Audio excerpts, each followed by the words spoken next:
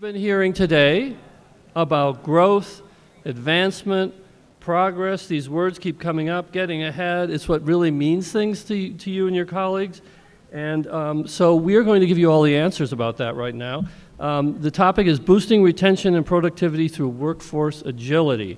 And that means talent mobility, helping people navigate through your organizations. It's critical for your organizations to stay competitive, resilient, and inclusive. So we'll be exploring all the advantages that can come to a company for boosting talent mobility and how to do it. Moderating this panel will be Erica Brenlin. She's an education writer for the Colorado Sun, a distinguished nonprofit that you all may be taking advantage of. Much of her work has traced the wide-ranging impacts of the pandemic on student learning, highlighted teachers' struggles with overwhelming workloads and low pay. She's traveled throughout Colorado to write about both the bright spots and the challenges of school districts, educators, and kids. She earned her BA in journalism from Marquette University. Please welcome Erica and our panelists.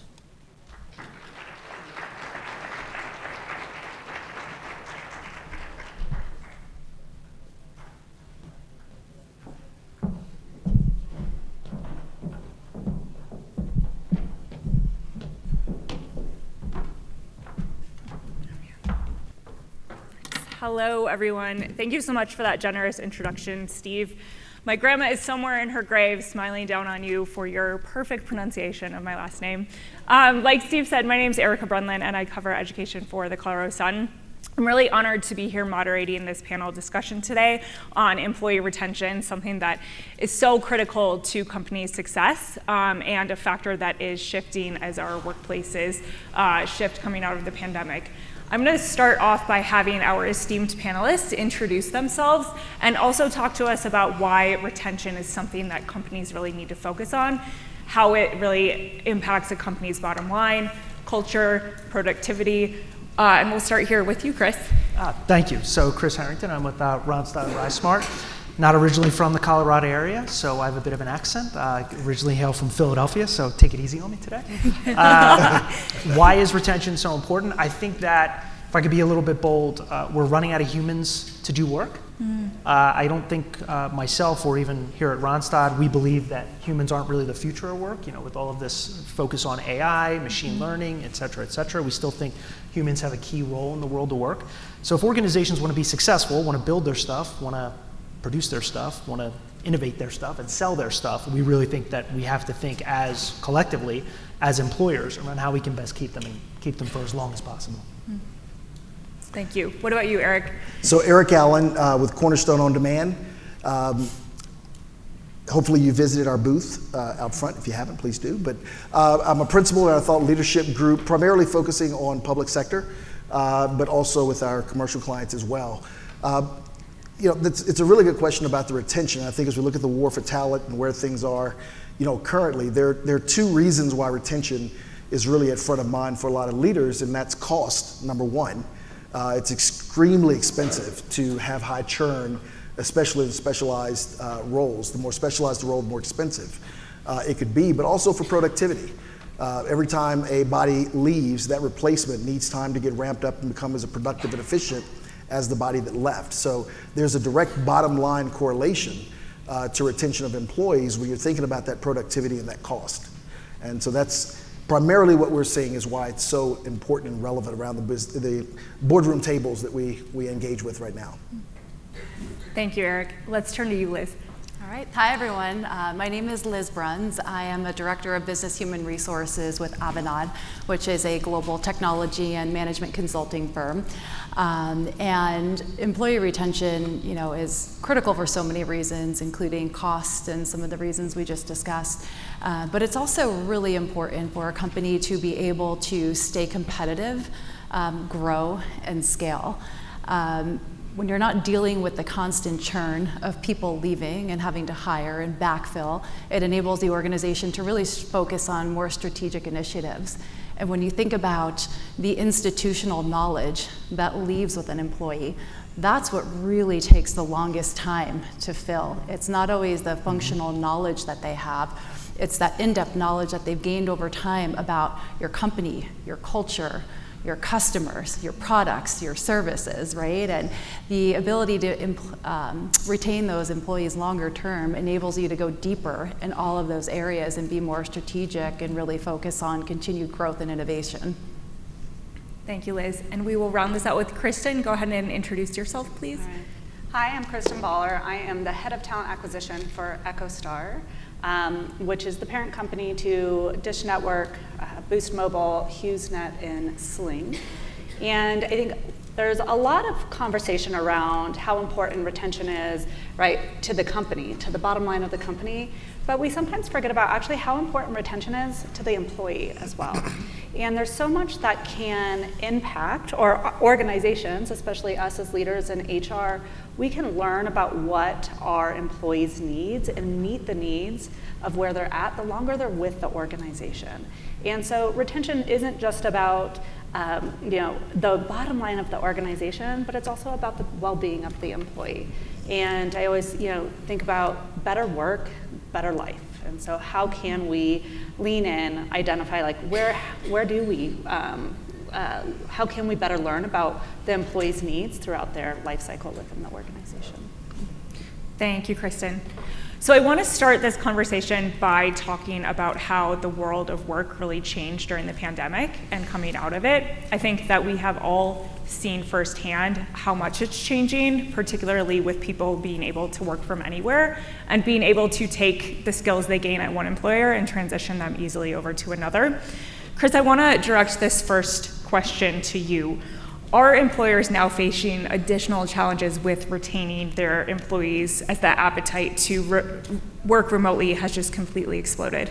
Yeah, I think in short, yes, they have. I'm kind of almost, I vacillate on this a little bit, and I'm a little bit flummoxed even from, there's most recently we saw from Amazon, they're asking everybody to come back to the office. Employees have a lot of choices, candidly. And so the choice has really exploded, driven mostly by virtual work. And as we also see, there are a number of geographic regions around the United States in particular that have benefited from this uplift in virtual work. This area probably being one of them, where you saw a lot of people moving from the coasts. So there's no doubt that if you're going to require people to be in the office 2 days, 3 days, or 5 days a week, you are shrinking and limiting your talent pool. In some of the work that we do with our partners today, we are finding that there are a lot of employers that are making this decision to pull people back partially in order to cut some costs. So they're trying to thin some of the employee ranks. That's not the decision everybody's making, but some people are making it, and it is driven by that. I do think you also have to appreciate, whether it's an accounting firm or an investment bank, or in the case of Amazon, there's a lot that can be learned in being together with each other. And so I don't want to knock those types of organizations who have made the decision that they value the proximity physically with each other in order to get work done. But, as Liz just pointed out, when you lose people, whether it be by choice or almost by force, because you've created this need for everybody to come back, that institutional knowledge is going to leave your organization. It could end up at your competitors. And let's remember too that, a lot of these people could then at some point in time turn around and be customers of yours, could turn around and potentially give you more business. So I think employers have to be very thoughtful around how they do this and the time frames with which they're looking through when they make these decisions. Before I ask a follow-up, would anyone else like to chime in? I'd be happy to chime in. Go ahead, Liz. As we're looking at remote and virtual working, right, to Chris's point, people have choices, right? And everyone's preference in the way that they work is going to be different. Some people thrive when they work remotely. Some people hate going to an office. Some people can only go into an office, right? So there's a lot of choices, but one thing that, we've seen and experienced with our remote workforce is not necessarily the challenge of retaining people because of choice or having to come to an office. It is, the fact that work-life balance is so blurred now when people are completely remote.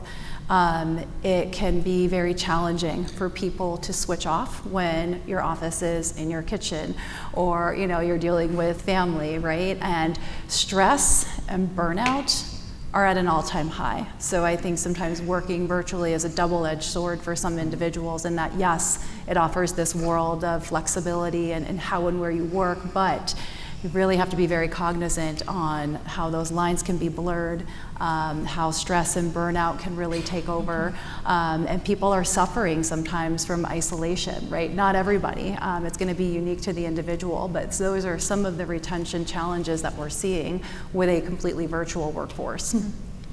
So, go ahead, Kristen. I think that it's really important for us to start to pivot our conversation away from remote work. It's a small portion of our workforce. So the workforce today, I think the last number I looked at, 60 to 65% of our workforce is blue collar, meaning the work that they do requires some type of physical labor. And so when you think about that remainder, of 40%, a good, 15 to 20% of that 40% that could be potentially work from home still requires to be in the office to support in some fashion. And so I would encourage us to really start to think about how are we talking to our leaders to think not just about remote work, but flexibility. How are we starting to think about the hours? Are we able to start to create shifts that align more maybe with the school schedule? Or starting to think through four-day work weeks, but how can we start to think about the entire workforce versus just a small subset of that workforce? That's really interesting. And to that point, I wonder if any of you have any advice on what companies need to be thinking about when they decide, do we mandate that all staff come back to the office every day? Do we institute a hybrid schedule? Do we offer complete flexibility? Kind of how does a company arrive at the best schedule for them and their employees? I think one of the challenges with the requirement of bringing everybody back to work, from a migration standpoint, people's migration patterns have shifted during COVID. And there are some companies where their workforce is so scattered across the country at this point, it's really hard to bring them back in. And so they're forced with, if we were to mandate it, we now have someone living 400 miles away, they're not coming back. Do I lose that resource just because I want them to come back into the office? So, there was a kind of a golden bridge that we crossed where if we were out from COVID and being remote for I believe 6 to 8 months, it would have been a lot easier to bring people in. We're now going into the 4th year of this scenario where people have moved away to take care of aging parents or have made other migration changes. So there's a lot to consider.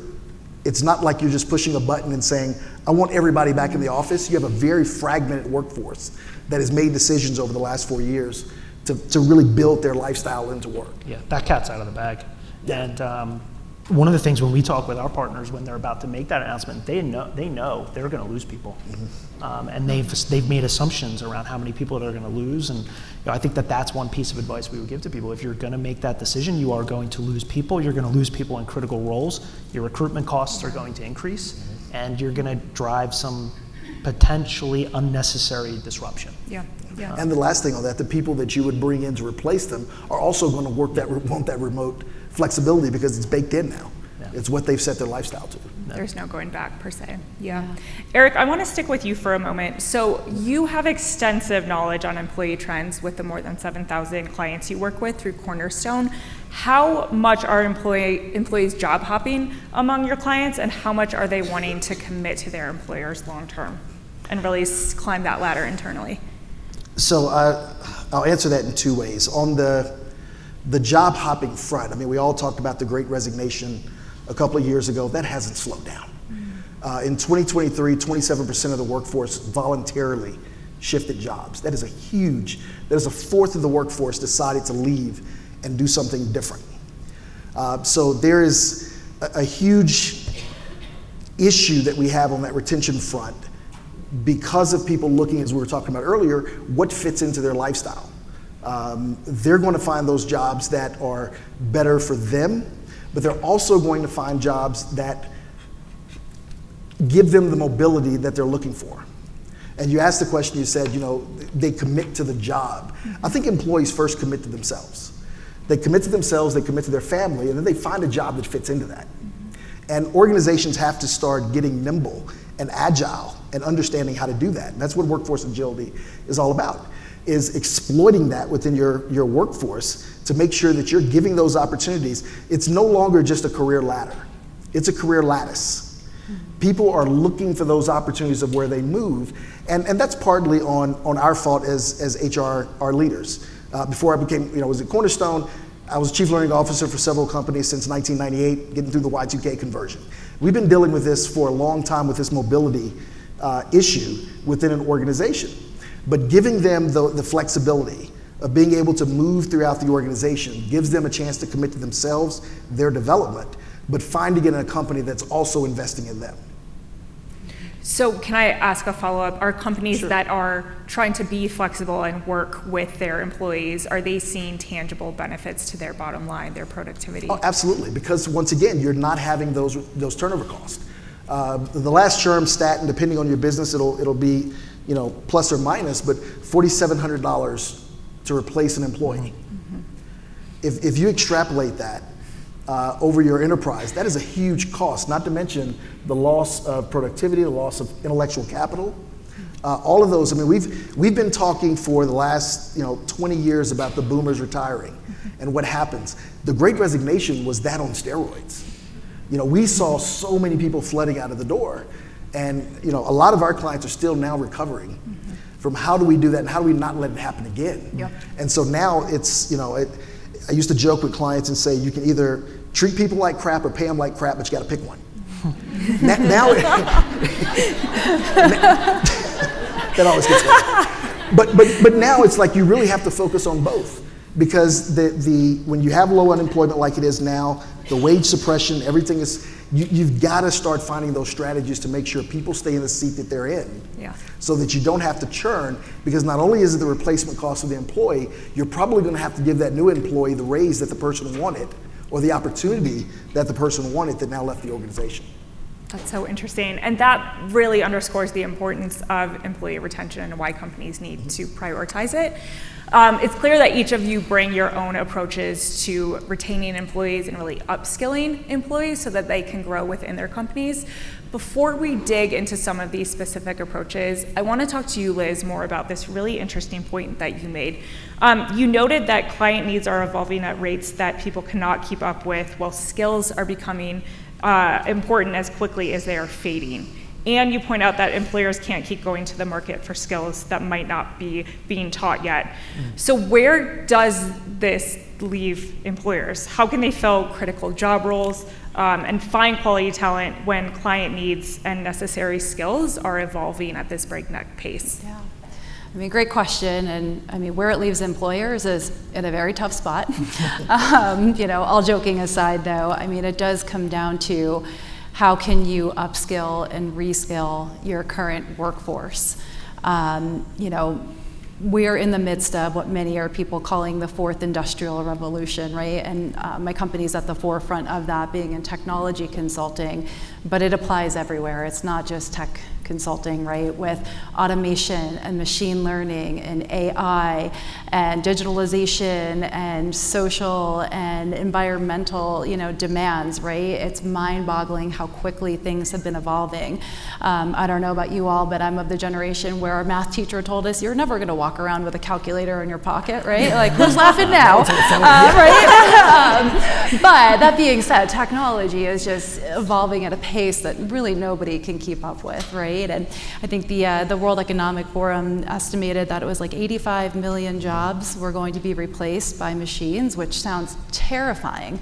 However, the flip side of that is about another 97 million jobs are going to be created around that. So as we're looking at that, where are the talent and the skills coming from for those 12 million plus jobs that are created around technologies that really just hit the scene within the past couple of years, not even then accounting for what's going to disrupt us next, right? What's next? That could happen tomorrow, right? So at the end of the day, we are in the midst of, and will continue to be in the midst of, a talent and skills shortage.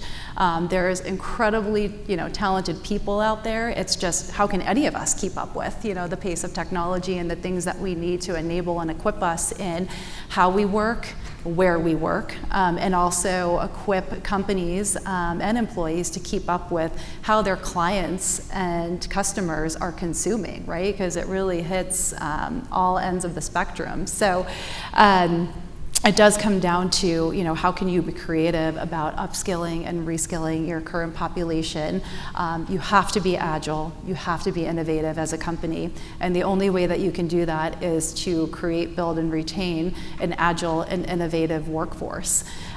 So companies that are now, at the forefront and really thinking through how do we do that, right? How do we upskill and reskill is twofold in terms of how are we adjusting and pivoting to meet market and client demands. But as we just talked about some of the challenges with employee retention, how are we also leveraging this to engage and retain and provide a top-notch employee experience for our teams as we think about learning and career development and the ability to build new skills. As we talked about the Great Resignation, right? There's all kinds of studies out there, right, on why people leave companies, and everything is going to tell you something a little bit different. But very consistently, one of the top reasons people leave organizations is because of lack of career development and learning opportunities. So there's a lot that goes into that in terms of how can we be agile and nimble and adjust to this crazy, ever evolving market, but also how do we retain our workforce to be future-proof to the best that we can. Some of the things that we've done at Avanade include a pretty robust Microsoft certification program that is constantly evolving with new technology. When AI hit the scene with a smash about 2.5 years ago, we built out and developed a school of AI that really up and reskilled all of our employees across every function and how to understand and use AI at least to some basic degree, along with addressing like how are we enabling and equipping our employees to have more transformational conversations with our clients. So do we have it down perfectly? No, I don't know any company that does, but we're really at the forefront in the beginning of what this looks like. To me, it sounds like one of the key takeaways here is that this technology shakeup is going to necessitate that companies take a more prominent role in the continuing education of their employees. Is that something that you're sensing? Yes, absolutely. And as I mentioned, right, this isn't just applying to your tech specialists or tech consulting. This is hitting frontline workers, right, and retail and manufacturing and the population we were just talking about that has some element of manual labor to their jobs, right? Technology is being integrated into all facets of every industry, and the people who work in those frontline roles really need to understand how to work with and use that technology to effectively do their jobs, but also help them upskill and enable them to take on different types of roles. Yeah. So it's really critical not just for technology companies. All companies really need to be at the forefront of helping and skilling their employees to be able to leverage this. Great. So I really want our audience here to have some concrete key takeaways. Today, I think that retention can be one of those kind of slippery, abstract words, and it can be hard to understand what does it look like on the ground to push forward specific retention strategies. Kristen, I want to start with you. I know that at Dish, you really lean heavily on partnerships across your organization so that you're making sure that you plant the right talent in the right place at the right time. Can you walk us through how what these partnerships look like and how you've seen them impact staff mobility, staff agility? Yeah. So at Dish, we have a common saying in HR, and we are one HR. And that is so true when I have to partner with my talent management teams and my HR teams. And one of the things that we're really focused on right now is how are we keeping track of the skills within our workforce today? Where does that live? How do we access it? And then how do we make sure to leverage that so we can understand how we're going to upskill our different portions of our population at scale? It's easy to do, look at one person to upskill in their role from maybe a level 1 to a level 4 over the course of 2 years, 3 years. But when you work for an organization that has 20, 30, 40,000 people, you have to identify ways that you're going to be able to do this at scale. And so one of those is really thinking about what does the ecosystem within HR look like to promote upskilling. So part of that is, what do our systems look like? How do our systems talk together? How are we partnering with the business from a hiring and forecasting perspective? How are we partnering with the business to make them really, or connecting with HR and partnering with the business to really understand career architecture? Do we have the proper career architecture in place to support that? And even if it's not upskilling, just internal mobility in general. And then starting small. So right now, we are actually focused on one part of our organization, and we are looking to take kind of what I would call our level 1 support, and we want to upskill many of these individuals to move into a more skilled role, similar or like role. It's an analyst role. And we're now partnering with the leadership to start to think through what are the skills and then what are the career pathways that we can build in order for the team to obtain those skills. And so sometimes those career pathways don't actually have to be built by our internal talent teams. We can leverage many of our vendors.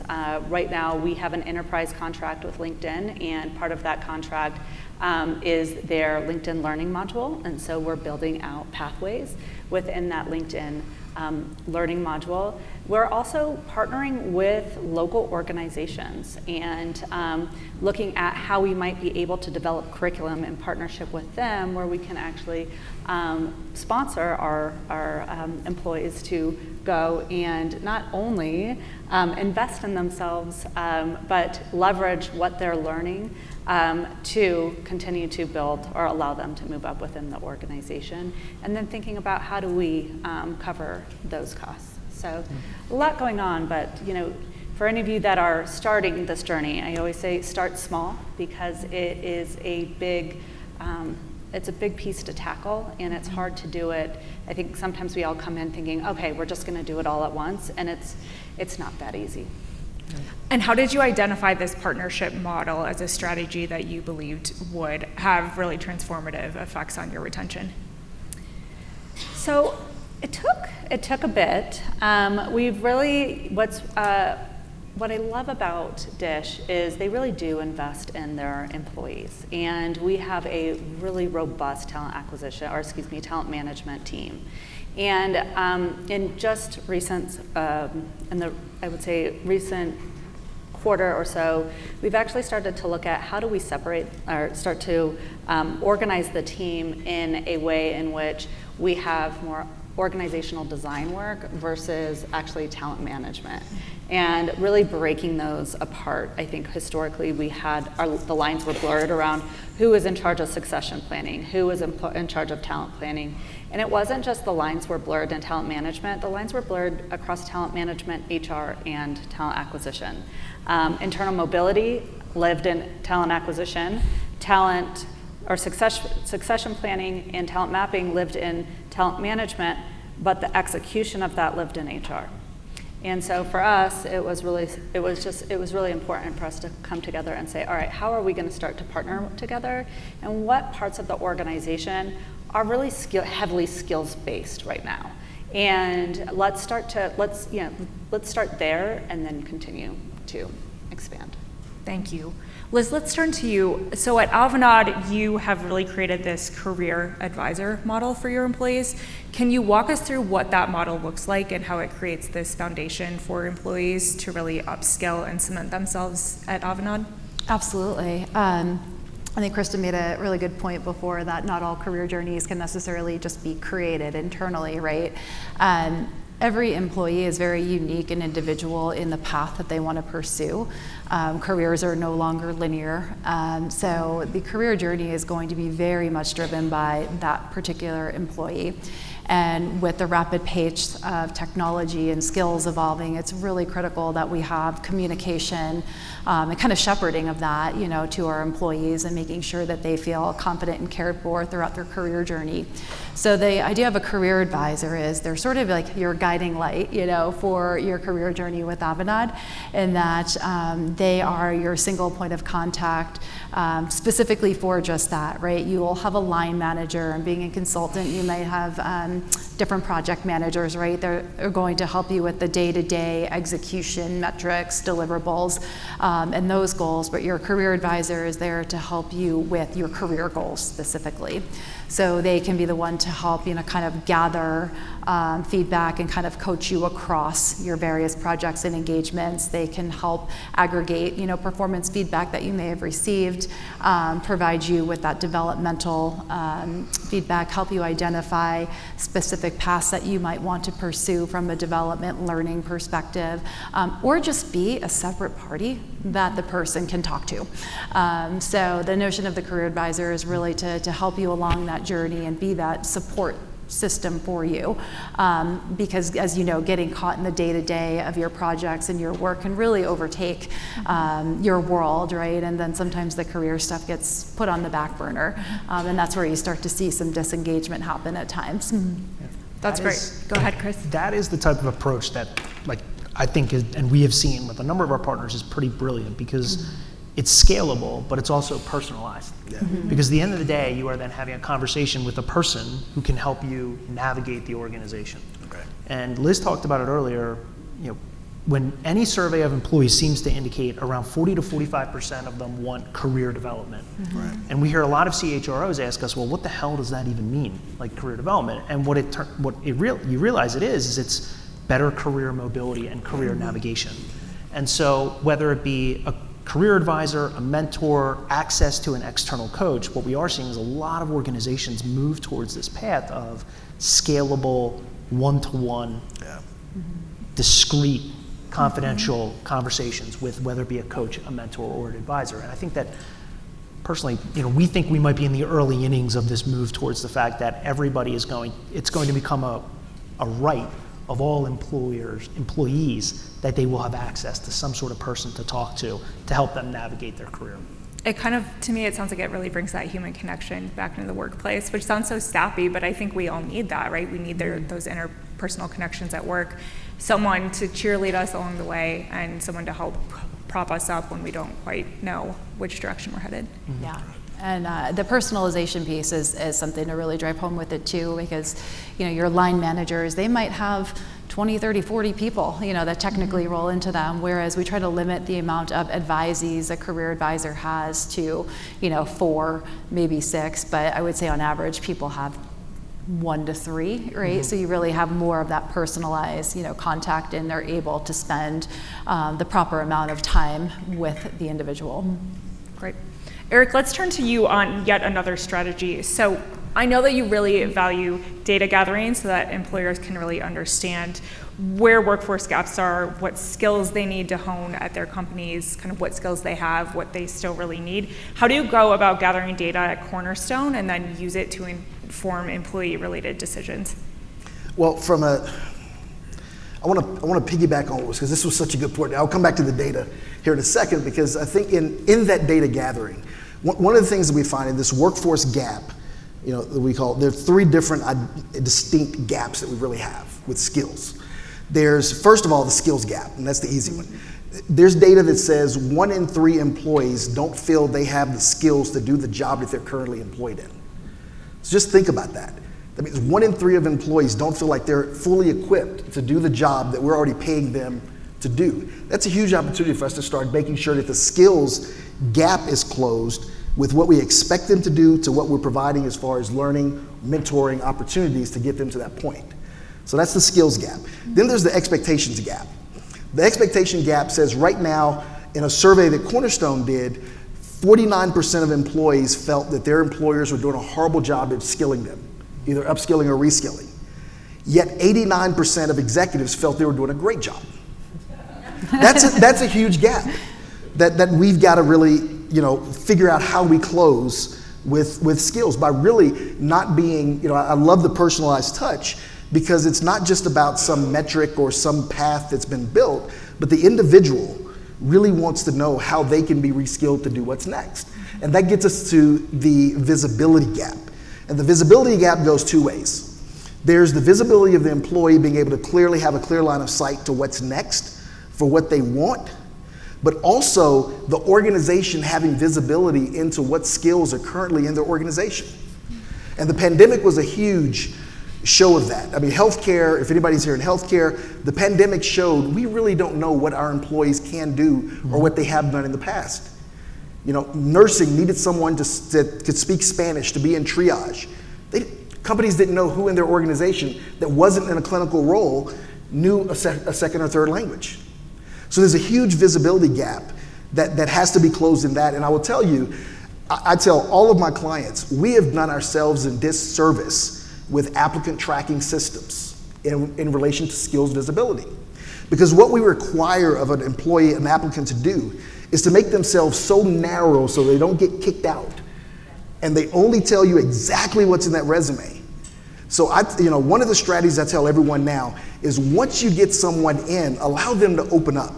You will find out they have skills and abilities and things that they can do far outside of what they did. If you are truly an employer of choice, they only came into your organization in that role because that's how they could get in. They want to move. They want to have that flexibility. So when you look at that visibility gap, it really is the most important part. Make sure you know who's in your organization, what skills do they bring to the table, and how can you help navigate them through focused, I call it a Sherpa, your career Sherpa, to kind of help guide you through and get you to the next peak of your career. So those, I know that I kind of weaved in some of the data elements in that answer, but I think, as I was hearing, I love those approaches. But I think that visibility gap is the biggest challenge that HR leaders are going to have. And I encourage all of you, if you do not know the whole person, find ways, create strategies to find out the entire employee, what they have, what they desire, what skills they bring to the table, and not just what they narrowed themselves in to get through into the applicant process. I would add on, it's not just the visibility to the employer, right, or to the company, it's the visibility to the employee. How are we communicating with our employees so they understand what skills they're utilizing on a daily basis?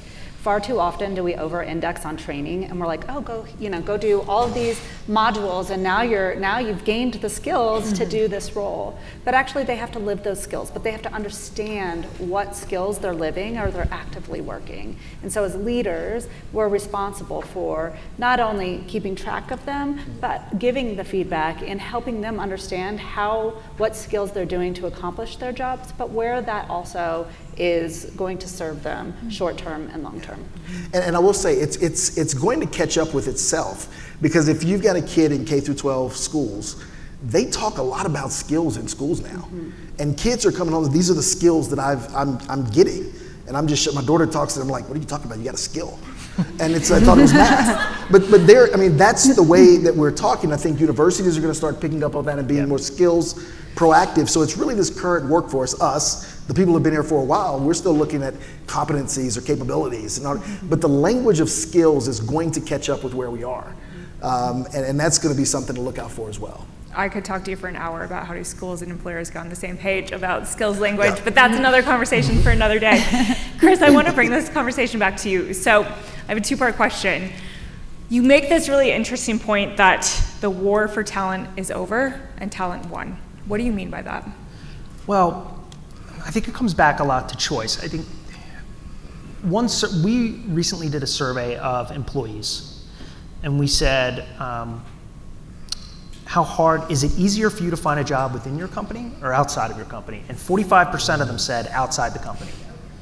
We then asked recruiters, corporate recruiters, the same question. Is it easier for you to find a candidate within your company for an open role or from outside of your company for an open role? 55% of them said from outside the company. Like, they know it, the secret's out.